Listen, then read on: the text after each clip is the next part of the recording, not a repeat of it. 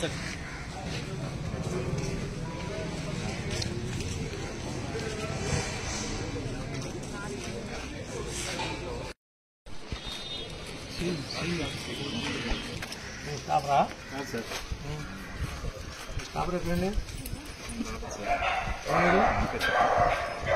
సమాధానం ఏంటి?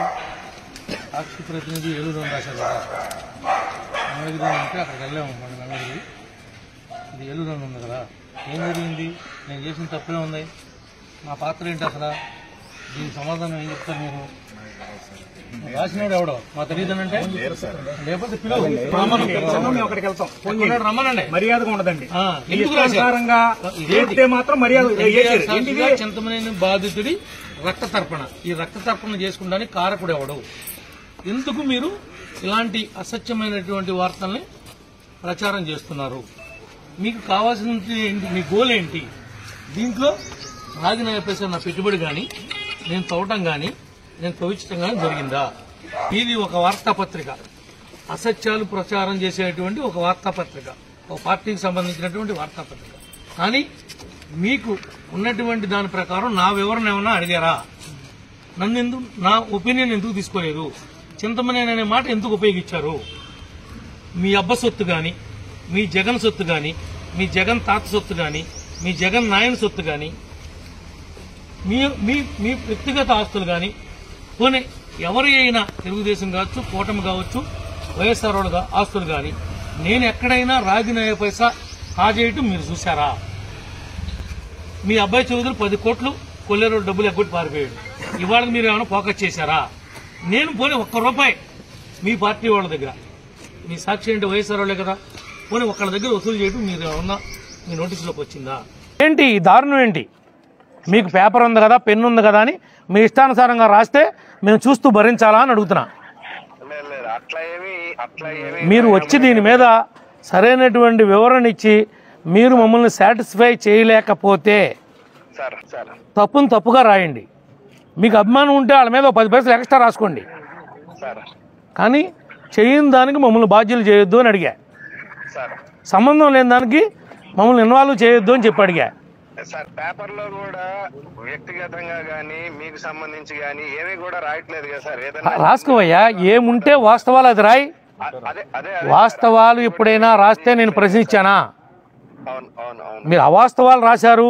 ఎన్టీఆర్ సాక్షిగా చింతమనేని బాధితుడి రక్త తర్పణ అన్నదానికే నేను వచ్చా. మీ గబ్బు పేపర్ వల్ల, మీ గబ్బు కొట్టించే పేపర్ వల్ల ఇట్లా రాసే కదా జగన్ గారిని అధికారంలోంచి దింపేశారు. మీరు ఇలా చేసే కదా మీ నెత్తి మీద మీరు చేపెట్టుకున్నారు. మా మీద ఎందుకు రాస్తున్నారు మళ్ళీ? మేమేం పోనీ నిజంగా రాసే హక్కు నీకుంది, నువ్వు ఎందుకు రాసావని నేను ప్రశ్నించట్లా. కానీ నా వివరణ ఎందుకు అడగలా? నా పేరు మెన్షన్ చేసేటప్పుడు నా పేరుని, నా ఇంటి పేరుని నువ్వు ఉదాహరించినప్పుడు నా వివరణ కానీ, నా నాయకుల వివరణ కానీ, కార్యకర్తల వివరణ కానీ తీసుకోవాలి కదా. అసలు ఎగ్జామిన్ చేయాలి కదా. ఇప్పుడు వాళ్ళు కూడా వచ్చారు, వాళ్ళకి 90 లక్షలు బాకీ ఉందట. 90 లక్షలు తీసుకుని మా డబ్బులు ఇవ్వట్లేదు, మమ్మల్ని తోకొనిట్లేదు అని వాళ్ళు వచ్చారు. మరి దానికి అగ్రిమెంట్లు కూడా తీసుకొచ్చారు వాళ్ళు. ఇదంతా బ్యాంక్ ట్రాన్సాక్షన్ చేశారు. డబ్బు ఇదంతా అకౌంట్ ట్రాన్స్ఫర్ జరిగింది, డబ్బు అంతా. మరి దానికి ఏం సమాధానం చెప్తారు? ఒకసారి ఆయనతో మాట్లాడి వివరాలన్నీ తీసుకొని ఆయన స్టేట్మెంట్ లాగా ఇస్తాం సార్. ఒకసారి మా ఆఫీస్ లో కూడా చెప్పి. ఎంతసేపులో వస్తావు నువ్వు? నువ్వు వచ్చే వరకు నేను వెళ్ళదలుచుకోలేదు. ఒకవేళ నేను రాను అంటే చెప్పు, మేమేం చేయలేదో చేసి వెళ్ళిపోతాను. నేను నాకు 2 నిమిషాల పనే. నువ్వు వచ్చి మీరు ఆన్సర్ చేయకపోతే నాకు 2 నిమిషాల పనే. అంటే ఒకటి ఇప్పుడు మీరు చెప్పారు, మీరు వినండి. మీరు మా పరువు తీసినట్టుగా మీ పరువును తీయడానికి మేము సిద్ధంగా లేము సార్. లేదు మీరు అన్నట్టు సాటిస్ఫై వివరణ అన్నారు సార్. ఇప్పుడు మీరు ఇక్కడ జరిగింది తప్పు జరిగింది, తప్పు జరిగింది కాబట్టి నేను క్వశ్చన్ చేయటానికి వచ్చా. నాకు అధికారం ఉంది కదా అని యాజ్ ఎమ్మెల్యేగా రాలని నేను ఒక పౌరుడిగా అడుగుతున్నా. నాకు సంబంధం లేని విషయంలో నా పేరు ఎందుకు తీసుకొచ్చారు అని. ఎవరిని బదనాం చేస్తారు కదా? లేదండి, ఆడి పొలం ఎంత వాల్యూ ఉందో అంత డబ్బులు ఇప్పుడే ఇచ్చేస్తా. నేను కనుక 1% కనుక రాంగ్ చేసి ఉంటే 0% ఉంది నాది. 0%లో నా ఇంటి పేరు ఎట్లా వచ్చింది, నా పేరు ఎట్లా వచ్చింది? నేను ఒకసారి మా ఆఫీస్లో కూడా మాట్లాడి చెప్పి కాదు కదా, మాట్లాడతాను చెబుతానంటే నువ్వు ఏదేదో ఉత్తుపుణ్యానికి మొఖశృతి కోసం వివరణ చెబితే నేను సాటిస్ఫై అవను. దీని పక్కాగా మీరు స్టోరీ చేసి జరిగింది ఇది, ఇప్పుడు వాస్తవం ఇది తెలుసుకుంటే అన్ని విషయాలు మనం నమ్మక్కర్లేదనే విషయాన్ని మీరు ఎస్టాబ్లిష్ చేయాల్సిన బాధ్యత మీ మీద ఉంది. అది చేయకపోతే కనుక నేను మిమ్మల్ని వదిలిపెట్టే ప్రసక్తి లేదు. జగన్ గారికి కూడా చెప్పండి నా డిమాండ్ ఏంటో. నా డిమాండ్ న్యాయం అయితేనే చేయండి. నేను అడుగుతున్న డిమాండ్ న్యాయబద్ధంగా ఉంటేనే మాట్లాడండి. మీ అబ్బాయి చౌదరి 10 కోట్లు ఎగ్గొట్టాడు కొల్లేరోళ్ళకి. ఇవాళకి ఒక్కరోజు కూడా మీరు రాయలా. ఇక్కడ ₹1 కూడా ఎవడికి ఎగ్గొట్లా. వాడు 90 లక్షలు తీసుకున్నాడా లేదా? ఆ 90 లక్షలు ఇచ్చుకునేటప్పుడు నాకేమైనా సంబంధం ఉందా? వాళ్ళ అగ్రిమెంట్ అయ్యే టైంలో నా సంబంధం ఉందా? చెప్పా. అది దాంట్లో నా నేరం ఉందా? పోనీ నేను ఇంత ఇవ్వు అంత ఇవ్వు నేను చెప్పానా? మరి ఎందుకు వాళ్ళు ఏది పడితే అది చెప్పేస్తే, ఏది పడితే అది గడ్డి తిని మీరు రాసేస్తే ఆ గడ్డికి సమాధానం ఎవడు చెప్తాడు? అవి పశువులు తింటాయి గడ్డి, మనుషులు తినలేం. కానీ ఆ గడ్డి తిని మీరు ఎట్లా రాస్తారు మాటిని? నిజంగా బాబురావు నిజాయితీ అయితే కనుక నేను రిజగ్నేషన్ ఇచ్చేస్తా ఇవాళే. కాదు కదా, మరి నువ్వు రాసావు కదా చింతమనేని బాధితుడి రక్త తర్పణ అనే మాట రాసావు. ఈ పదాన్ని నువ్వు చెరపాలి కదా. తప్పనిసరిగా దీని మీద వివరణ రాస్తాను. కాదు కదా, ఈ పదాన్ని చెరపాలి కదా. చింతమనేని రక్త తర్పణ కాదు అది, చింతమనేని మీద కావాలని పెట్టినటువంటి ఎలిగేషన్ ఇది. ఇది దీనిలో వేరే కుట్ర ఉందని ఆ కుట్ర కోణం ఏముందో బయట తీయాలి కదా. అది తీసే వరకు నీ ఆఫీస్ వదిలిపెట్టి నేను వెళ్ళను. పర్లేదు సార్, నేనే మీ దగ్గరికి సాయంత్రం వచ్చి మీకు కనిపిస్తాను. నా దగ్గరికి ఎందుకయ్యా, నేను నీ దగ్గరికి వస్తే? కొద్దిగా ఆలస్యం అవుతుంది. అవును కదా, నువ్వు అరగంట అన్నావు, ఇప్పుడు 15 నిమిషాలు అయిపోయింది, ఇంకా 15 నిమిషాలే కదా. సార్ పర్లేదు, నేను మీ దగ్గరకు వచ్చి నేనే మీ దగ్గర. నా దగ్గరికి వద్దంటే నేను మీ ఆఫీస్ ముందు ఉన్నా, మీ ఆఫీస్ దగ్గరే ఉన్నా. నేను ఒక్కడనే కాదు, నా కార్యకర్తలు, నా నాయకులు, నన్ను ఎవరైతే ఎమ్మెల్యేని చేశారో వాళ్ళందరూ వచ్చారు. వాళ్ళలో ఇంపార్టెంట్ ఉన్నోళ్ళు, మా మండల పార్టీ ప్రెసిడెంట్లు వచ్చారు. జరిగినవన్నీ దీంట్లో ఉన్నాయి. ఒరిజినల్ అగ్రిమెంట్లు తీసుకుని వచ్చారు వాళ్ళు బాధితులు. వాళ్ళు ఉన్న గొడవలో నన్ను ఎందుకు లాక్కొచ్చారు? నాదేమన్నా 1% ఏదన్నా దీనిలో ఇన్వాల్వ్మెంట్ ఉందా? 1%, 0% ఉన్నవాడిని మీరు తీసుకొచ్చి రక్త తర్పణని పెట్టేశారు. ఈ విషయాలు తేల్చండి. నేను అడుగుతుంది, మీరు వేగ్గా మూకమ్మలో రాసేస్తే వేరు, కానీ నా పేరు ఎత్తి నా బ్రాండ్ని ఎత్తారు. దీని మీద స్పష్టంగా మీరు సాటిస్ఫై అయ్యే సరైన వివరణ అనేది తప్పనిసరిగా మాట్లాడి ఇచ్చేస్తాం సార్. మీరు జగన్ మేమేమి మిమ్మల్ని మ్యాన్ హ్యాండిల్ చేసే ఉద్దేశం లేదు మాకు. మీ ఆస్తులను ధ్వంసం చేసే ఉద్దేశం లేదు. లేకపోతే మీ ల్యాప్టాప్లు, మీ కెమెరాలు, మీ సామాను, మీ సొత్తు ఏమన్నాయి, కుర్చీలు, ఫర్నిచర్, టేబుల్తో సహా తీసుకొచ్చి ఇప్పటికే మీ పేపర్ కూడా కొనుక్కొచ్చా తగలబెడతాకి. అవన్నీ దాని మీద తగలబెట్టి వెళ్ళిపోయేవాడిని. అవన్నీ కూడా తగలబెట్టి వెళ్ళిపోయేవాడిని. కానీ నేను ఎక్కడా కూడా నేరస్తుడిగా మిగులుదామనే ఉద్దేశం నాకు లేదు. మీకు టీవీ ఉండి మీరు నిలదీ వచ్చాము, నాకేమీ లేకపోయినా నిలదీస్తా. ప్రజాబలంతో నిలదీస్తా. ఎందుకు వచ్చిన మాటలయ్యా? ఎంతమందిని మోసం చేస్తారు? మీ జీవితం అంతా మోసమేనా? ఈ అసత్య ప్రచారాలు చేసి బతుకుతారా? శవాల మీద అవి ఏంట్రా మరమరాలు చల్లుతారు, చిల్లర డబ్బులు. ఆ మరమరాలు చిల్లర డబ్బులు బతుకులాగా ఉందా మీ బతుకు? ఇదేంటయ్యా? డైరెక్ట్గా పోరాడండి. ఎప్పుడు చేయరాదు కాదే, డైరెక్ట్గా పోరాడండి. అసలు వాళ్ళ జీవితంలో మీరు ఇల్లు ఇప్పించలేదేంటి? మీరు రోడ్లు వేయలేదేంటి? మీరు కరెంట్ ఇవ్వలేదేంటి? మీ సూపర్ 6 ఏమైందని ప్రశ్నించిన సమాధానం చెప్తా. ఈ లుచ్చా, ఈ లపంగి రాజకీయం ఏంటయ్యా? ముఖ్యంగా సాక్షి యాజమాన్యం, దానికి సహకరిస్తున్నటువంటి ఇంకా వేరే పేర్లు చెప్పను, కొన్ని మీడియా, ప్రింట్ మీడియా కావచ్చు, ఎలక్ట్రానిక్ మీడియా కావచ్చు,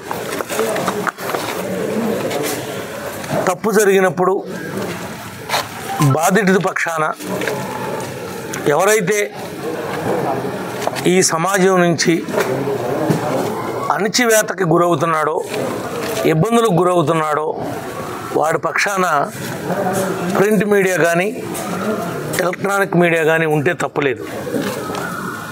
కానీ ఈ సాక్షి లాంటి పత్రిక కావచ్చు, ఛానల్ కావచ్చు, వీళ్ళు ఒక రాజకీయ దుర్బుద్ధితో, రాజకీయ స్వార్థంతో, ఏ రకమైనటువంటి సంబంధం లేని నన్ను స్వర్గీయ నందమూరి తారక రామారావు గారి విగ్రహం దగ్గర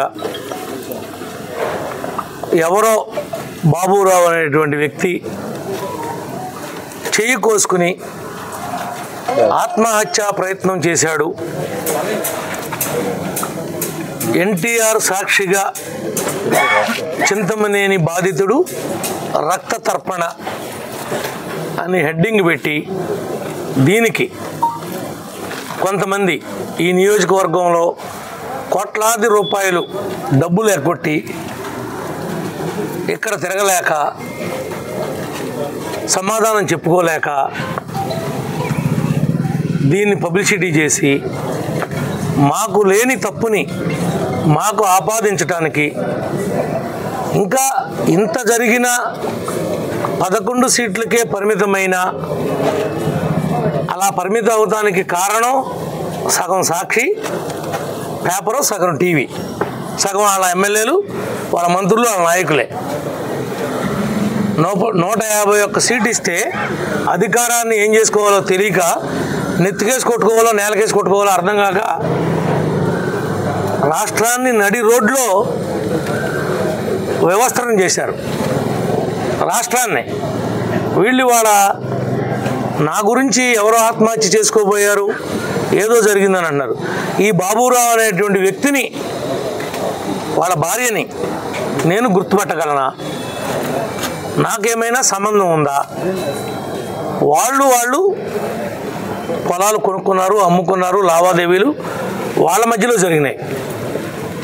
కొనుక్కున్నవాడు మా కూటమి నాయకుడు అయినంత మాత్రాన ఎమ్మెల్యేకి సంబంధమా? మా పార్టీ వాడు కొనుక్కోకూడదా? మా పార్టీ వాడు వ్యాపారం చేసుకోకూడదా? ఏ నిబంధన నేను అతిక్రమించానని నా మీద ఎలిగేషన్ పెట్టారని నేను అడుగుతున్నాను. ప్రధానంగా సాక్షి పేపర్ని, సాక్షి టీవీని, ఆ తర్వాత కొంతమంది స్క్రోలింగ్లు, న్యూస్లు వేసినటువంటి వాళ్ళని, సోషల్ మీడియాలో దీన్ని షేర్ చేసినటువంటి వాళ్ళని. మీకు సిగ్గు లజ్జ ఉంటే 1% అయినా నా పాత్రను మీరు ఏ రకంగా అయినా ఎస్టాబ్లిష్ చేస్తే నేను రాజకీయాల్లో తప్పకుండా మీరేం సమాధానం చెప్తారని అడుగుతున్నా. వాడెవడో పనికిమాలిన ఒక ఎదవ, వాళ్ళ కూతురు డాక్టరో వాళ్ళ అల్లుడు డాక్టరో, ఏమైనా మీరు పాయిజన్ తీసుకుంటే ఏదో రకం 1 ml లోనికి వెళ్ళినా ఎంతో కొంత ఆర్గానిక్ మీద పడుద్ది. ఆర్గాన్ డ్యామేజ్ అయితే మనకి ప్రాబ్లం వస్తుంది. కానీ ఇదైతే మేము చిన్న గాయం కాబట్టి దీన్ని మళ్ళీ 10-15 రోజుల్లో ఇబ్బంది లేకుండా చేస్తాం. కానీ అతని మీదే బ్లేమ్ పెడితే చంద్రబాబు గారు, లోకేష్ బాబు గారు సెంట్రల్ ఆఫీసులో కనుక ఇన్సిడెంట్ జరిగితే వెంటనే మనం 90 లక్షలు ఎగ్గొట్టేయచ్చు, మన అగ్రిమెంట్ అంతా రద్దు అయిపోద్ది. అధికారం ఉన్నంత మాత్రాన నువ్వు రాసిన అగ్రిమెంట్ రద్దు అవ్వదు. అధికారం ఉన్నంత మాత్రాన నీ కమిట్మెంటు ముఖ్యమంత్రి గారు, మంత్రి గారు, ఉప ముఖ్యమంత్రి గారు తప్పించలేరు. నీకు నిజంగా అన్యాయం జరిగినప్పుడు, నువ్వు నిజంగా బాధితుడిగా అయినప్పుడు నా మీడియా మిత్రులు ఉన్నారు, నీది ధర్మం అని నా మిత్రులు ఎవడైనా కనుక ఒక్కటి చెబితే మా కార్యకర్తని 2 లెంపకాయలు బీకి వాళ్ళే తప్పని చెప్తున్నారు కదా, నువ్వు ఎందుకు ఇలా నడుస్తున్నావు అని చెప్పి నేను మందలిస్తా. తప్పంతా నీ కింద పెట్టుకుని డబ్బని 90 లక్షలు తీసుకున్నావు, ఇదిగో అగ్రిమెంట్ రాసావు. ఎప్పుడు ఎన్నో తారీఖు ఇది? 14/8/2024 రాసావు అగ్రిమెంటు. నువ్వు అమ్మింది 1,31,00,000 అమ్మావు. 9 ఎకరాల 57 సెంట్లు బిల్లు మొత్తంగా అమ్మావు. ఇగో సంతకాలు నీవి, నీ పెళ్ళాని కొనుక్కున్నోడి అమ్మినోడి మేము రాసాము. ఇది మాకు సంబంధమా? ఇదిగో డబ్బులు ఏ రకంగా తీసుకున్నావో, ఏ రకంగా లావాదేవీలు జరిగినాయో నువ్వు రాసి సంతకం పెట్టినటువంటి సంతకాలా కాదా? ఏమైనా పోజిరియా పోనే ఇవాళ తెప్పించాల్సి వచ్చింది నేను. ఎందుకనంటే ఈ సాక్షి ఓడేసినటువంటి పేడకి, ఈ సాక్షి వేసినటువంటి రోడ్డు పక్కన డ్రైన్లో ఉన్నటువంటి మురుగు నా తెల్ల బట్టల మీద వేసి నన్ను, నా పార్టీని, మా నాయకుల్ని, కార్యకర్తల్ని, మాకున్నటువంటి అభిమానుల యొక్క మనోభావాల్ని వీళ్ళు ఈ రకంగా దెబ్బతీస్తున్నారు. మా ఆత్మస్థైర్యాన్ని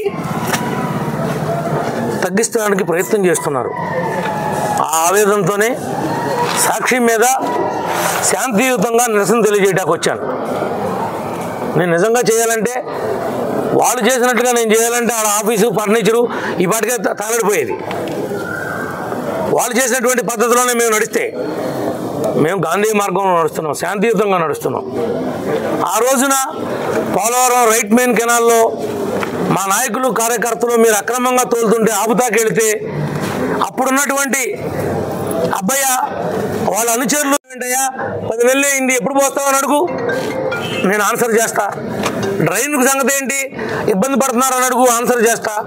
ఇల్లు కట్టుకున్నాడు, బిల్లు రాలేదేంటి అని అడుగు, ఆన్సర్ చేస్తా. నీళ్లు రావట్లేదు, ఇబ్బంది పడుతున్నారని అడుగు, ఆన్సర్ చేస్తా. కరెంట్ వెలగట్లేదు అని అడుగు, ఆన్సర్ చేస్తా. ఎందుకు వచ్చినా ఈ చవటా పనులు, ఈ చౌకబారు రాజకీయాలు, ఎవరిని రాజకీయంగా బలహీనపరుద్దామని ఈ కుటిల ప్రయత్నాలు చేస్తున్నారు. ఎందుకు చేయాల్సి వస్తుంది? సమాధానం చెప్పాలి. ఎందుకు, ఏం జరిగిందని. పోనీ 1% ఇన్వాల్వ్మెంట్ ఉంది కదా అని మీరు అంటారా? కొనుక్కున్నాడు బాగానే ఉన్నాడు, తోలుకున్నాడు బాగానే ఉన్నాడు, దాంట్లో మిషన్ పెట్టి దాన్ని తవ్వి దాన్ని బాకీ తీర్చుకున్నాడు బాగానే ఉన్నాడు. కందకే లేదు, దురద కత్తిపేటకే లేదు, మధ్యలో నన్ను ఎందుకు లాక్కొచ్చారయ్యా? నాకేంటి సంబంధం ఉందని లాక్కొచ్చారు? నన్ను ఎందుకు అలర చేయదలుచుకుంటున్నారు?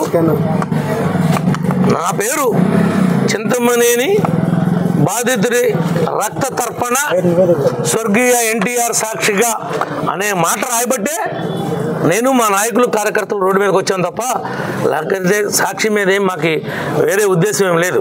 దాంట్లో పనిచేసేవాళ్ళ మీద ఏమీ మాకు వేరే భావం లేదు. కానీ ఇలాంటి నీచమైన పనులు ఇన్నాళ్ళు చేశారు. జగన్నే అధికారానికి దూరం చేశారు. ఇంకా ఏం చేద్దాం అనుకుని మళ్ళీ మా మీద టార్గెట్ పెట్టి రాస్తున్నారని అడుగుతున్నా. దీనికి సమాధానం, స్పష్టమైనటువంటి హామీ ఇవ్వకపోతే సాక్షి పేపర్ కానీ, సాక్షి టీవీని కానీ ఈ జిల్లాలో తిరగనివ్వను. అది తప్పైనా, అది ఒప్పైనా, అది న్యాయమైనా, నేరమైనా వీటి మీద గనక మేము గనక మా నాయకులు, కార్యకర్తలు సాటిస్ఫాక్షన్ అయినటువంటి సమాధానం యాజమాన్యం నుంచి, వాళ్ళ యొక్క ప్రతినిధుల నుంచి ప్రతిస్పందన రాకపోతే వాళ్ళ టీవీని కానీ, వాళ్ళ పేపర్ను కానీ తిరగనివ్వను. రోజు వచ్చే పేపర్ని తాడబెల్లిగూడెం దాటి రానివ్వను. చెప్తున్నా, కబడ్దార్. తాడబెల్లిగూడెం దాటి వస్తే నేను లేనట్టే భూమి మీద. ఇంకా ముందే చెప్తున్నా. కానీ సరి చేసుకోండి. ఇలాంటి పనులు మళ్ళీ పునరావృతం అయితే కూడా ఊరుకోను. ఉంటే రాయి నిలది. తప్పు చేస్తే సమాధానం చెప్తా, చెప్పలేకపోతే ప్రజాక్షేత్రం నుంచి వైదొలుగుతా. అంతేగాని పిచ్చి ఆటలు ఆడిస్తానంటే మర్యాదగా ఉండదని చెప్పి కూడా ఈ సందర్భంగా తెలియజేస్తున్నా. జగన్మోహన్ రెడ్డి గారికి కూడా మీ ద్వారా తెలియజేస్తున్నా, ఇలాంటి పనులు కరెక్ట్ కాదు. మీ వాళ్ళని ఇట్లా ఎంకరేజ్ చేసే నీకు ఆ పతనమైనటువంటి పరిస్థితి తెచ్చుకున్నావు. ప్రతిపక్ష హోదా లేకుండా పోవటానికి కారణం ఇలాంటి చవటాగాళ్ళందరూ నీ నాయకులుగా ఉండబట్టే ఇది జరుగుతుంది. అబ్బిగాడు లండన్లో ఉండి ఆడతాడు, గేము షేర్ చేస్తాడు. ఈ ఒక్కరికే ఎట్టెళ్ళింది, అది ఫస్ట్ షేర్ చేసింది ఆడే, అబ్బిగాడే. కావాలంటే చూడండి మీరు, టైం డేట్ అంతా వాడికే ఎట్లా వెళ్ళింది. ఎవడి కుట్రలో ఎవరిని బలి చేద్దాం అనుకుంటున్నారు? నువ్వు 10 కోట్లు కొలేరు డబ్బులు కొట్టేసి నువ్వేంట్రా నీతి కౌరులు చెప్తున్నావు? ఎవడో చెప్తావు నీ నీతి కౌరులు? వస్తే కట్టేస్తాం, నడి రోడ్డు మీద కట్టేస్తా. చట్టానికి చెప్పాం, చట్టం స్పందించట్లా. న్యాయానికి చెప్పాం, న్యాయం స్పందించట్లా. చూస్తూ ఊరుకోలేం. జరిగిన అన్యాయాన్ని నిలదీసే హక్కు మాకుంది, నిరసన తెలియజేసే హక్కు మాకుంది. మేము సాక్షి ఆఫీస్ ముందు మేము వచ్చి ధర్నా చేస్తున్నామంటే మాకు అది ప్రజాస్వామ్యబద్ధంగా వచ్చినటువంటి హక్కు. మేమేం బ్లాక్మెయిలింగ్ చేయట్లా, మేమేమి థ్రెటనింగ్ చేయట్లా. మీరు చేస్తున్నటువంటి తప్పుడు రాతలకి, తప్పుడు కోతలకి సమాధానం చెప్తున్నాం. మీరే నా ప్రతినిధులు, నాకు పెద్ద మనుషులు. మీరు తప్పు ఉంది కదండి, మీ వాళ్ళు తప్పు చేశారు కదా అని చెప్పమానండి. ఇక్కడ 90 లక్షలు కడితే ఇంకా 41 లక్ష కట్టాలి. 41 లక్ష వాడి దగ్గర డబ్బులు లేవంటే నీ బోర్డు దగ్గర తెప్పించి 41 లక్ష కూడా ఆడికి ఇష్టాన ప్రకారం నువ్వు డబ్బులు ఇవ్వాలి కదా. నువ్వు ఎందుకు ఇవ్వలేదని కేకలేసాను లేదు అడగండి, మందలించాను లేదు అడగండి, డబ్బులు కట్టమని. నేను డబ్బులు తీసుకోను, నా 90 లక్షలు నేను ఇవ్వను, నా పొలం నాకు ఖాళీ చేసి ఇప్పించండి అంటున్నాడు. ఇది ఎక్కడ ధర్మం? ఒకసారి అమ్మేసిన తర్వాత కుదరదంటే కుదురుద్దా? ఒకసారి దేనికో తాళి కడతాం, తల్లిదండ్రులు చెప్పారనో ఇష్టపడో, మనకి దానికి తగు వచ్చింది. మళ్ళీ కోర్టులో డైవర్స్ తీసుకునేదాకా అది మన పెళ్ళామే కదా, డైవర్స్ తీసుకోవాలి కదా, ధర్మమే కదా అది. ఏ విధానాన్ని పాటించకుండా ఇలాంటి కుయుక్తులతో ఎవరి రాజకీయ జీవితాలతో మీరు ఆడుకుంటున్నారో అని అడుగుతున్నాను. నేనేమంటున్నా తప్పుగా. ఒక్కసారి మీరైనా నా గురించి చేసినా ఇంకోళ్ళ గురించి చేసినా ఒక్కసారి ఆత్మపరిశీలన చేసుకోండి. ఒక్కసారి ఎవరి మీద అయితే మనం ఎలికేషన్ చేస్తున్నామో అతన్ని వివరణ అడగండి. మీ బాధ్యత అది. వివరణ అడిగితే మీకు కొంతవరకు నిజాలు బయటకు వస్తాయి. ఏమీ లేకోకుండా ఒక అమ్ముడు పోయిన వాళ్ళలాగా దీనికి డబ్బులు తీసుకుని చేసే వేరే వాళ్ళకి తేడా ఏమైనా ఉందా? ఆ బిజినెస్కి ఈ బిజినెస్కి ఏమైనా తేడా ఉంటే చెప్పండి నాకు. నేను నా నోటితో చెప్పలేకపోతున్నా ఆ మాటలని. అందుకని ఆ బిజినెస్ ఈ బిజినెస్ అంటున్నా. మీరందరూ చదువుకున్న వాళ్ళు, విద్య చదువుకున్న వాళ్ళు ఆలోచిస్తే అందరికి అర్థమవుద్ది. కాబట్టి ఇంత దిగజారున మన అవసరమా రాజకీయం చేయడం కోసం? నిజాయితీగా సేవ చేయి. ఇవాళ కాకపోతే రేపు వస్తుంది అవకాశం. సేవ చేసినప్పుడు ఎప్పటికైనా అవకాశం వస్తుంది. అంతే తప్ప ఈ పనులేంటి? ఒక్కసారి మీరు ఆలోచించండి మిత్రమా. ఓకే, ఇంకేమైనా డౌట్ ఉందా మీకు?